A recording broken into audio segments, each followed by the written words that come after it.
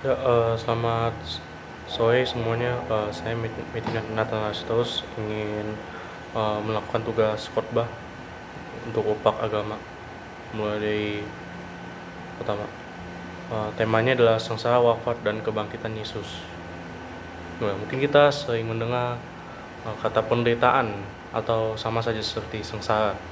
Kata yang berbeda namun memiliki arti yang sama juga. Dan dua kata ini juga gak bisa lepas dari kehidupan manusia. Banyak hal yang mempengaruhi penderitaan, mulai dari akibat kesalahan sendiri, kesengajaan untuk hal-hal buruk dari manusia, sama manusia yang diperbuat untuk diri kita, dan kesediaan atau rela berkorban demi perbuatan baik. Di samping itu, banyak juga manusia menanggapi penderitaan ini dengan bermacam-macam. Ada yang saat menderita dia putus harapan, menyalahkan orang lain, menyalahkan diri sendiri, atau bahkan menyalahkan Tuhan. Dan dia akan menumbuhkan pemikiran bahwa hidup ini sangat tidak berguna, dan ketika kematian pun dia berpikir bahwa kematian ini ialah akhir dari segalanya. Namun di samping itu ada juga yang menderita namun dia tetap berpegang teguh pada Tuhan, gak menyalahkan siapapun, terus bangkit.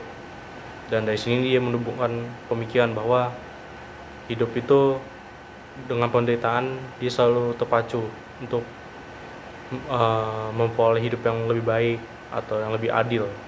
Dan kalau ketika kematian pun dia berpikir bahwa kematian itu adalah awal menuju kemenangan. Seperti dalam perjalanan hidupnya, Yesus juga tak luput dari penderitaan, bahkan sampai wafat di kayu salib. Makna penderitaannya dialami Yesus pertama-tama merupakan konsekuensi dari tugas utusannya untuk melaksanakan kehendak Bapa, mewatakan dan menegakkan kerajaan Allah di dunia ini. Sebagai orang yang beriman, kita juga diajak untuk selalu meneladani sikap Yesus dalam menghadapi penderitaan dan kematian, yaitu bersikap tabah dan taat penuh pada kehendak Tuhan melalui doa dan melalui penyerahan diri sepenuhnya kepada penyelenggaraan ilahi. Penderitaan dan kematian Yesus bagi kebanyakan orang Yahudi, mungkin pada zamannya Yesus dianggap gagal, sia-sia, dan seluruh kekayaannya itu seolah musnah. Seiring dengan kematiannya, seolah-olah Yesus tidak akan diperhitungkan lagi. Tetapi dengan peristiwa kebangkitannya dari alam maut, Allah membalikan semua keadaan tersebut, semua pikiran atau keadaan tersebut. Kebangkitan Yesus membuat kehadiran Yesus tidak lagi terbatas pada uang dan waktu. Dari renungan, Yesus adalah Sang Juru Selamat. Ialah penyelamat dan penolong umat manusia. Ia hadir untuk menggenapi kehendak Bapa. Dengan sengsara, wafat, dan kebangkitan Yesus ini, Ia ingin membuktikan cinta kasih tak terbatas untuk manusia.